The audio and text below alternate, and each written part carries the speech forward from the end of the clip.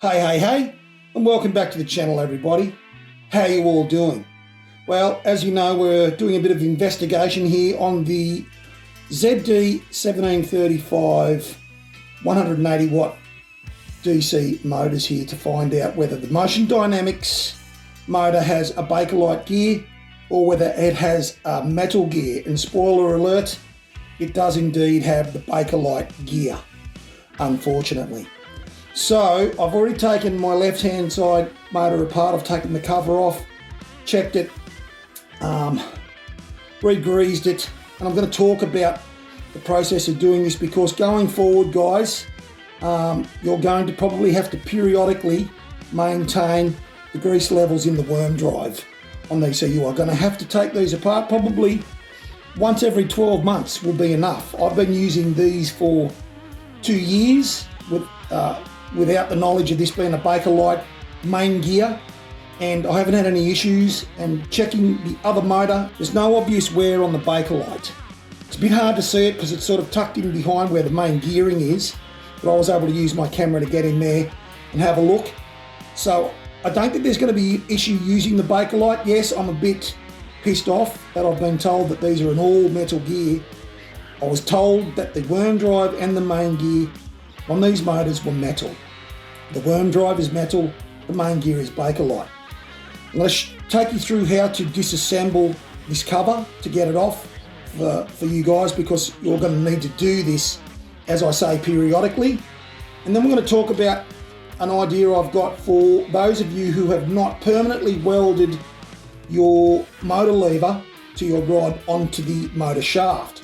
If you haven't permanently welded it like I've done with mine, and you've attached it with a clamping mechanism, the good news for you is, going forward with these motors and the Bakelite main gear, you will be able to rotate the gear to a different position and relocate your lever to break up the wear areas on that Bakelite main gear. Unfortunately, with my design, because I chose to weld my levers onto the shaft, now if I'd known these were only bloody plastic gears, I wouldn't have done that. Because they were metal, obviously I didn't think this was going to be an issue.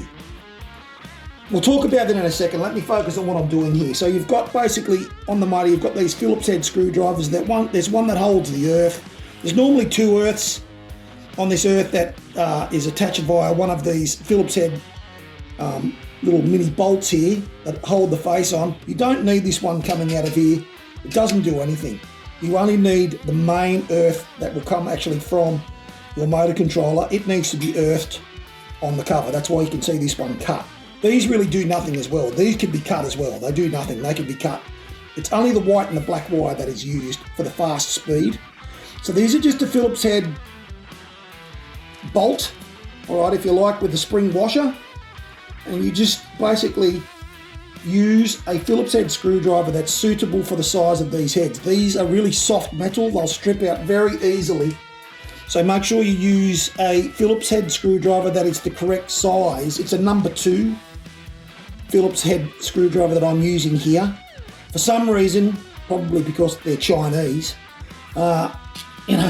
some of the bolts don't have a spring washer. Some have, some haven't. It doesn't make any sense or rhyme or reason. I'd say it's just very poor quality control when these are put together. So I'm using a number 2 screwdriver to undo these to begin with. Now, this Allen key here, which puts some preload, from what I can tell, puts some preload on the gear inside. You don't need to touch this when you take these covers off. But the alternative holes here, you can see a hole here, you can see one here, and there's one down here. Okay, they're pins, all right, that locate the cover. So this doesn't come off easily. What you'll need to do is you'll need to get a combination of a very thin screwdriver, right, and then a slightly larger screwdriver when you can pop this cover off a little bit. And you'll go around with a thin screwdriver. I'm just using a plastic lighter hammer, okay, and then all you'll do, because there's a gasket, all right, in between this cover and the main body of where the gear is set.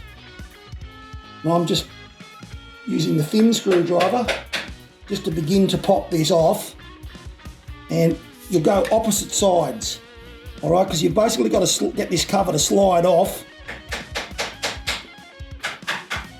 the pins.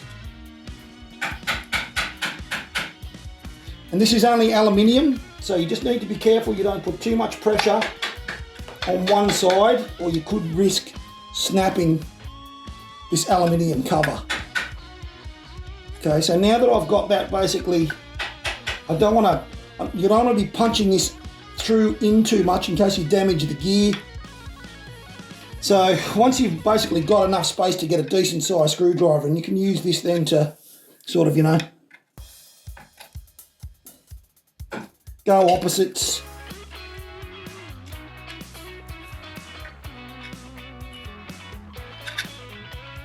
You can sort of concentrate on where these are pinned.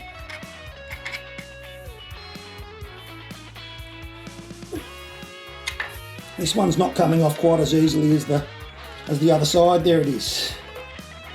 There's a little bit of resistance where the Allen key here slides over the shaft. So you've just got to basically wiggle this, pops off, just keep your gasket out of the way, and Bob is your uncle. Now, this is interesting.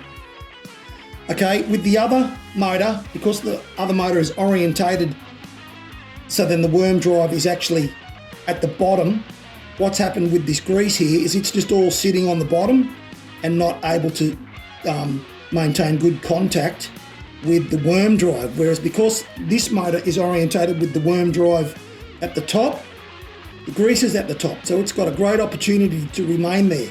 On the other worm drive, which is sitting at the bottom, because of the way that the motor is orientated on the other side, the worm drive was dry. All right, it was dry in the first three notches of the worm drive, and all of the grease, because it gets hot and warms up, grease had then just fallen off the worm drive, and it was sitting in the bottom into this area here. It was just sitting on the bottom without sufficient grease in the worm drive. You could indeed locate this motor on the other side, the same orientation as this. It just means that this section of your motor is going to be sitting out the front of the sim. But what that would do is it would ensure that the worm drive is at the top, which I think is going to be an advantage for keeping the grease on the worm drive. It's not going to look as good, all right, because you're going to have the main body of your motor where the main coil windings and magnets, etc. are in this main body. They're going to be sitting out the front of the sim, but it will put the worm drive at the top, which I think is better in a lot of ways, because then when it gets warm, the grease is always going to be sitting down here around the worm. On the other side, as I say, because this is on the bottom, the grease has got hot and it falls off the worm drive and provides no lubrication. So this is going to be a moving forward maintenance must do with this motion sim with these motors.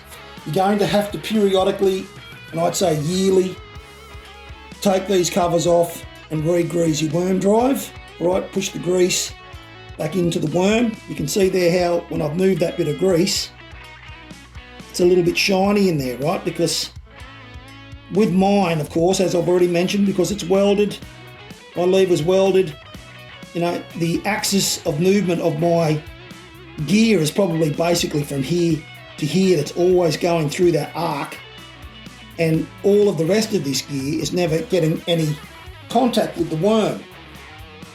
So a better setup would be to be able to loosen your motor levers off, run your motor to a new location for your Bakelite gear here, so you've got a fresh lot of Bakelite on your worm drive, then reattach your motor lever. I think in seeing this now and what we're dealing with, I think that's a really good way to do this if you can indeed clamp your motor levers. I didn't clamp mine, I hard welded them to the shaft because I was of the opinion that a clamping mechanism on the splines of these, they're only a very shallow depth spline on wiper motors, They're very easy to strip them. With my weight, I was just nervous that I would strip out a clamped lever setup. But I know some of you guys have got clamped levers. Mr. Sparkle, I know you've got a clamped lever that you've welded additional material on. As long as they're strong enough, and for you guys, I don't think it would be an issue because you're a lot lighter than the Quack.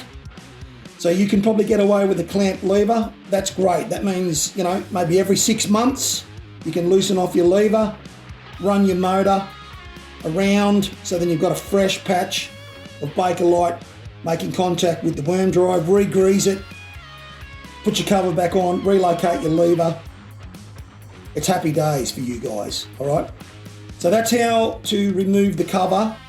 It's pretty easy. Just the wires stay attached to this. As I say, these wires aren't even used. You could just cut those anyway, and then you're basically putting it back on the same as you've taken it off, all right? Just got to make sure that this part of the gasket obviously goes up here, and then now this only orientates one way for everything to line up. There we go. So you just got to get the orientation of the gasket correct, so then this will re-line up with your pins. What I might do is cheat here and use a bit of this grease. Just sit on these here, and they will help stick this gasket into place.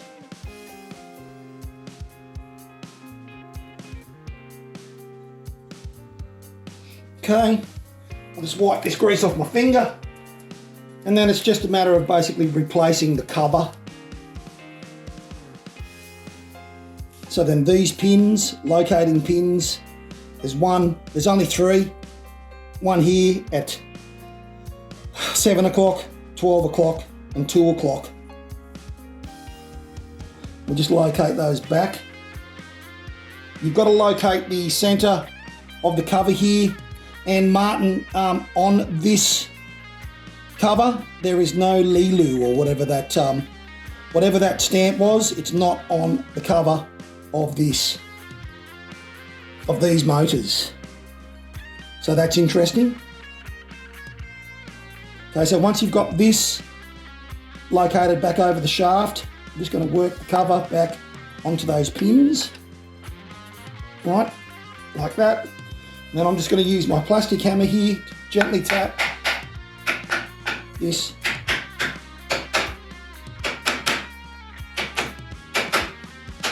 back into place. Reattach your earth.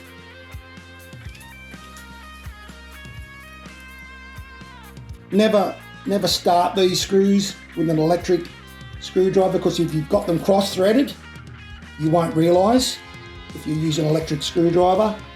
And I'm just going to do these in a crisscross pattern. I haven't completely tightened that one. I'll just get them basically back on. So you could get them started with a hand screwdriver like this. Then you could engage your electric screwdriver, so that it just speeds this process up a bit. Just don't start them with an electric screwdriver, because if you've got them cross-threaded, which is very easy to do when you're putting these back on, if you don't get them in straight, then you will strip your thread and you will not be a happy camper if that happens. Okay, just nipping them up to start with.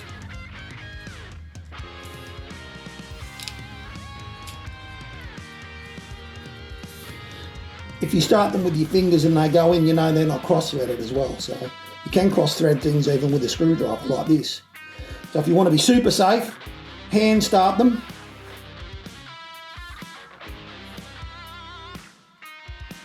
Then just cross-torque them.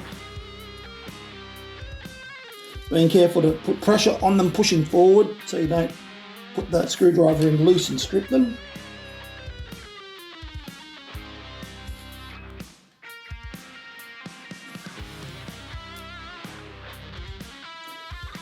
And that's it, guys. As disappointing as that is to discover that they are Bakelite and not all metal, when I was told by the supplier, Motion Dynamics, that these were an all metal gear setup, and they're not. It's going to require me, I guess, having a conversation with Motion Dynamics, letting them know they could be quite innocent in this.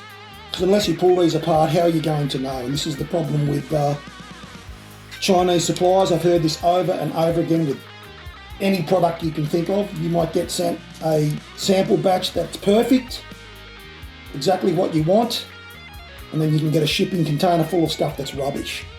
So, not saying these are rubbish. These have carried me for about 2 years, and they're still working okay, and there's still plenty of meat on the Bakelite, even in my setup where I'm limited always to that small area that has to be used with my worm. So that's the verdict, guys. That's the go, and I'll contact Motion Dynamics and just have a chat to them. We'll see if we can get any resolution. They may definitely be of the belief that what they're getting is all metal. Well, guys, until I see you in the next video, you stay safe, you stay healthy, and take it easy out there.